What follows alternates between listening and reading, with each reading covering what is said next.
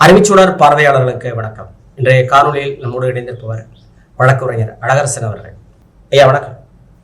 வணக்கம் ஐயா. இப்போ துரந்தர்னு ஒரு இந்தி படம் வந்திருக்கு. இந்த படம் தேசபக்தி படம் அப்படின்னு சொல்லிட்டு விளம்பரம் செய்கிறாங்க.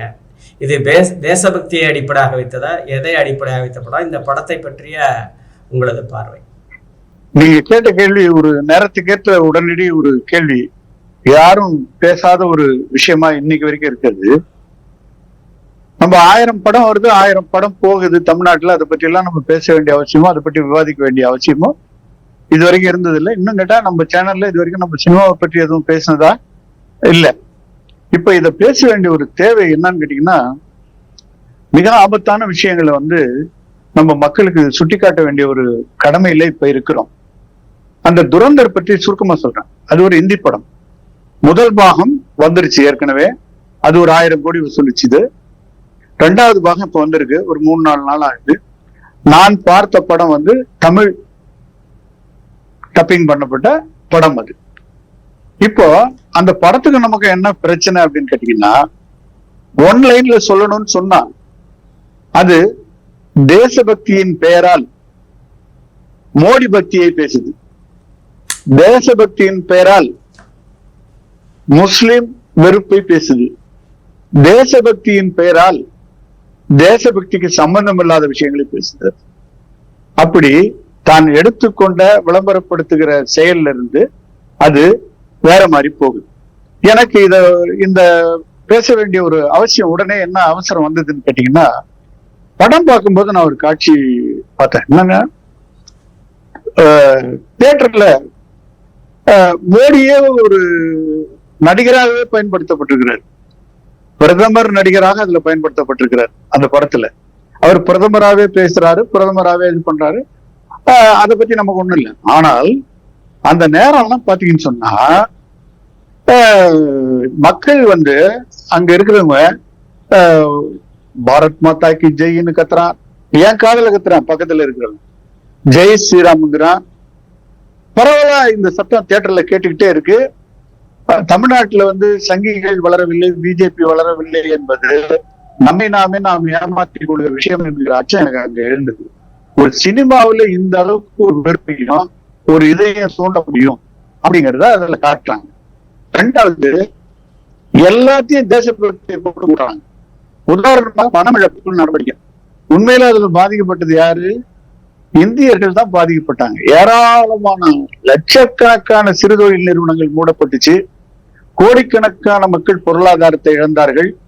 உதாரணமா இப்போ அந்த பண மதிப்பிழப்பு நடவடிக்கை டிமானிட்டைசேஷன் நடக்கும்போது உண்மையில் அதுல பாதிக்கப்பட்டவர்கள் லட்சக்கணக்கான சிறு தொழில் நிறுவனங்கள், இந்தியர்கள், கோடிக்கணக்கான இந்தியர்கள் பொருளாதாரத்தை இழந்து நூற்றுக்கணக்கானவர்கள் ஒரு 2000 ரூபாய் பணத்துக்கு செத்ததை பார்த்தோம். ஏகப்பட்ட சிக்கல்கள் இன்றளவும் சரி செய்யப்படாத ஒரு பேரழிவு. நிஜத்தில் நடந்தது, தண்டிக்கப்பட்டது, அழிவை சந்தித்தது இந்தியர்கள். ஆனா அந்த படத்துல எப்படி காட்டப்படுதுன்னு கேட்டீங்கன்னா, அதுல பாகிஸ்தான்காரங்க தண்டிக்கப்பட்ட மாதிரி காட்டுறாங்க. எவ்வளவு பெரிய பித்தலாட்டம் மோசடி பண்ணிது. நாடறிந்த ஒரு அந்நிதில நடந்த ஒரு சம்பவத்தையே இப்படி மதத்தின் பெயரால, தேசபக்தியின் பெயரால அவங்க திருப்புறாங்க. 2வது, தேசபக்தி என்றால் என்ன சொல்லணும்? இந்தியர்கள் தேசபக்தி மிக்கவர்கள்னு சொல்லணும். அப்படிதானே? இது இந்தியா, இங்க இருப்பவர்கள் இந்தியர்கள், இவர்கள் இந்திய தேசபக்தியில இருக்கணும். ஆனால் அந்த படத்துல என்ன பண்ணப்படுது எங்க பார்த்தாலும்னு கேட்டீங்கன்னா, இந்து இந்து என்று சொல்லப்படுது. தேசபக்தியில மதம் எங்க இருந்து வருது? அப்ப என்ன சொல்ல வராங்க? இந்த நாட்டில் இருக்கக்கூடிய முஸ்லிம்களும் கிறிஸ்தவர்களும் சிறுபான்மையினரும் தேசபக்தி இல்லாதவர்கள் போல காட்டப்படுறாங்க. அந்த படத்தினுடைய கதை என்னன்னு கேட்டீங்கன்னா, முதல் பாகம் 2ஆம் பாகம் எல்லாம் ஒரே இதுதான். அதுல என்னன்னா, இந்தியாவில இருந்து ஒருத்தரை தயார் பண்ணி பாகிஸ்தானுக்குள்ள ஊடுருவு செய்து பாகிஸ்தான்ல போய் அவரு இந்தியாவுக்கு எதிராக இருக்கிற இவங்களெல்லாம் அழிக்கிற மாதிரி கதை. இதுதான் ஒன்லைன் துரந்தர் கதை, அதுதான். ஆனா அது பேசுகிற இதெல்லாம் பாத்தீங்கன்னு சொன்னா, இந்த அழிக்கிறதெல்லாம் பாத்தீங்கன்னா ஏதாவது காமிக்ஸ் மாதிரி இருக்கு. போய் இவர் ஒருத்தரே எல்லாத்தையும் பண்றாரு, அது சினிமா விடுங்க. ஆனால் அந்த மத அரசியல் அவங்க கையில் எடுக்குன்னு கேட்டீங்கன்னா, இந்துன்னே பேசுறாங்க. தேசபக்தியில மதம் எங்கிருந்து வருகிறது என்பது நம்ம கேள்வி. இந்த இடத்துல நான் ஒரு செய்தியை சொல்லணும். ஒரு 10-12 வருஷத்துக்கு முன்ன மோடி பிரதமர் ஆகிறதுக்கு முன்ன சென்னையில பேசின ஒரு பெரிய நிகழ்ச்சி அது. இவரெல்லாம் வந்திருந்தார், கலிப்பு எல்லாம் கலந்துக்கிட்டார். அப்போ நான் சொன்னேன், இவங்க அடிக்கடி இந்த சங்கிகள் சொல்றாங்கல்ல, முஸ்லிம்கள் தங்கள் தேசபக்தியை நிரூபிக்க வேண்டும் சொல்றாங்க.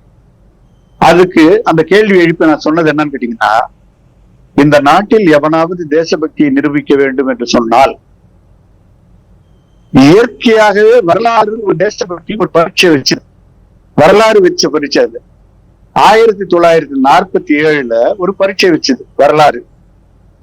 யாரெல்லாம் இந்தியாவில இருக்கணும்னு நினைக்கிறீங்களோ இந்தியாவில இருந்துக்குங்க, யாரெல்லாம் பாகிஸ்தான் போகணும்னு நினைக்கிறீங்களோ பாகிஸ்தான் போய்க்குங்க அப்படின்னு வரலாறு ஒரு பரீட்சை வைத்தது. அந்த பரீட்சையில பாகிஸ்தான் இங்க இந்தியாவிலிருந்து நவாஸ் ஷெரீப், முஷாரப், பூட்டோ இவங்கெல்லாம் எங்க இருந்து போனாங்க? இந்தியாவில இருந்து பாகிஸ்தானுக்கு போனவங்க. அங்க இருந்து இந்த அத்வானி, இன்னும் இருக்கிற குஜரால், இன்னும் மன்மோகன் சிங், இன்னும் சில பேரு இங்க வந்தவர்கள். தங்களுடைய மதம் பெரிது என்று நினைத்தவர்கள் தங்கள் மண்ணை மாற்றிக் கொண்டார்கள். எங்கள் மண்ணுதான் பெரிது, எங்கள் தாய் நிலம்தான் பெரிது என்று நினைத்தவர்கள் மதத்தை விட்டுவிட்டு மண்ணில் நின்று விட்டார்கள். இது வரலாறு. இப்போ இந்த பின்னணியில நான் சொல்ல வந்ததுன்னா, வரலாறு வைத்த பரீட்சையில் இந்த நாட்டில் உலகத்திலேயே அதிக முஸ்லிம்கள் 2வது தொகுதியாக இருக்கிற நாடு இந்தியா. அவன் நிரூபிச்சுட்டான், எனக்கு மதத்தை விட என் மண்ணு தான் பெருசு அப்படின்னு நிரூபிச்சு காட்டிட்டான் இத்தனை கோடி முஸ்லிம்கள். அப்போ அவன் தான் பாஸ் பண்ணவன் தேசபக்தியில. எவனாவது இந்த நாட்டுல தேசபக்தியை நிரூபிக்கணும்னு சொல்லி கேட்கிற சங்கிகள் அவங்கிட்ட போய் தான் இவனுங்க தேசபக்தியை நிரூபிக்கணும். சரிங்களா? வரலாற்று பூர்வமாக அவங்கள பார்த்து தேசபக்தி இல்லைன்றது படம் பூரா. ஒரே ஒரு ஒற்றையால் கூட ஒரு முஸ்லீமோ கிறிஸ்துவனோ யாரும் இந்த நாட்டுக்கு வந்து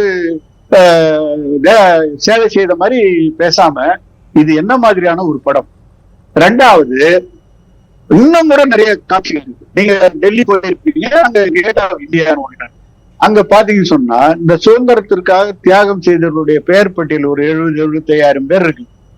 அதுல 69,000 பேர் முஸ்லிம் பெயர்கள். அவர்கள் கொடுத்த உயிர் கொடைக்கான அடையாளம் சான்று பத்தது. இந்த மாதிரி நீங்க நிஜ சாட்சியங்கள் எதிரில் வச்சுக்கிட்டு இந்த மாதிரி சினிமாவில விஷமத்தனமான ஒரு மத வெறுப்பை அப்பட்டமா பரப்புது. அதே மாதிரி பாருங்க, சொல்லும் போதே ஒரு ஒரு தீவிரவாத செயல் நடந்தா முஸ்லிம் தீவிரவாதி மத அடையாளத்தோட சொல்லப்படுறாரு. ஆனா அதே தீவிரவாதம் வேற ஏதாவது ஒரு மதத்துக்காரர் இன்னும் செய்தாருனாக்கா அவர் இந்து தீவிரவாதி கிடையாது. இப்ப ராணுவ ரகசியத்தையே விற்கிறாருன்னு வச்சுங்களேன். என்னமோ ஒரு சர்மா போட்டு ராணுவ ரகசியத்தை வித்த மாதிரி போட்டான். அவர் வந்து போட்டு இந்து தீவிரவாதின்னு போடல, அதிகாரி ராணுவ ரகசியத்தை விட்டார், கைது. ஆனா முஸ்லீம்னா முஸ்லிம் தீவிரவாதி. இது தமிழக மீனவர் இந்திய மீனவர் மாதிரிதான். குஜராத் மீனவரை புடிச்சிட்டு போனா அவன் இந்திய மீனவர், தமிழ்நாட்டு மீனவரை புடிச்சிட்டு போனா அவன் இந்திய மீனவர் கிடையாது, தமிழ்நாட்டு மீனவர். இப்படி எல்லா நிலைகளிலும் ஒரு மரப்பார்வையும் மரவெறித்தன்மையும் வைத்துக்கொண்டு அவர்கள் அதை இப்ப என்ன என்னுடைய கவலை ஒரு 10 இவ்வளவு மூச்சுக்கடி பேசுறேன்னு நீங்க நினைக்கலாம். ஆனால் நான் தியேட்டர்ல பார்த்த காட்சிகள் எனக்கு அதிர்ச்சி அளிக்குது. இது மாதிரி சம்பவங்கள் நம்முடைய தமிழ்நாட்டு தியேட்டர்ல நடக்கிறதே கிடையாது. ஒரு ஷோலையும் பாத்தீங்கன்னு சொன்னா இந்த மாதிரி கூச்சல் போடுகிற கும்பல் என்ன நீங்க எங்க பாத்துறீங்க? பாரத் மாதா கி ஜெய், ஜெய் ஸ்ரீராம்.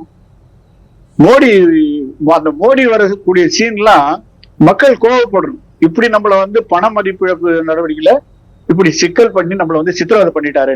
ஆனால் அவர் கொண்டாடப்படுறாரு. கைத்தட்டல் என்னன்றீங்க? ஏன்னா அது தவறான காட்சியை காட்டுது, பாதிக்கப்பட்ட மக்களை பாதிப்படையாத மாதிரி காட்டுது. என்னன்னா எல்லாத்துக்கும் பூசப்படுகிற வர்ணம் என்னன்னு கேட்டீங்கன்னா தேசபக்தி இந்து. இந்த இந்துவும் தேசபக்தியும் ஒன்றாக இருந்தால் இந்த நாடு சரியான ஒரு நாடாக இருக்காது என்கிற அச்சத்தை வந்து அந்த படம் ஏற்பட்டு. இன்னொரு பையன் என்னன்னு கேட்டீங்கன்னா மிக முக்கியமான பையன் தான். இப்ப தேர்தல் நேரம். இந்த தேர்தல் நேரத்துல என்ன நடக்கும்னு கேட்டீங்கன்னா, இப்பயே பாத்தீங்கன்னு சொன்னா யூடியூப்லயும் ட்விட்டர்லயும் சோசியல் மீடியாவிலையும் பாத்தீங்கன்னு சொன்னாக்கா இவர்கள் அந்த படத்தை பத்தி பயங்கரமா இருக்காங்க. நீங்க பாத்தீங்கன்னா பிஜேபி மாநில தலைவர்களும் நிறைய ட்விட்டர் போறாங்க.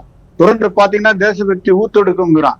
அந்த படத்தை இப்ப ஊடகத்தின் மூலமா என்ன பண்ணுவாங்க, ஊதி ஊதி உப்பு வைத்து பெரிதாக்கி அந்த படம் ஒரு குறிப்பிட்ட வேலை பார்க்கும். இந்த எலெக்ஷன்ல நீங்க ஒன்னா பாருங்க, நம்ம முன்னாலே பேசிடுறோம், அதாவது முன்னாடி பேசுறோம், நம்ம விரைவில் அது நடக்குதா இல்லையான்னு பாருங்க. அந்த அச்சம்லாம் தான் வந்து எனக்கு என்னன்னா, இத வந்து பேச வேண்டிய ஒரு சூழ்நிலையை வந்து ஏற்படுத்தியிருக்கு.